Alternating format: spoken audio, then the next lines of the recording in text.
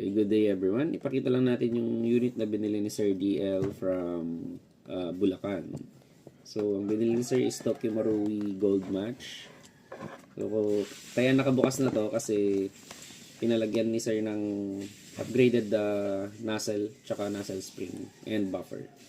So, yung nozzle na nilagay natin dito is short stroke plus yung nozzle spring 140%, then yung buffer, yung mga extra buffer at saka stock nozzle and nozzle spring nandito po sa loob.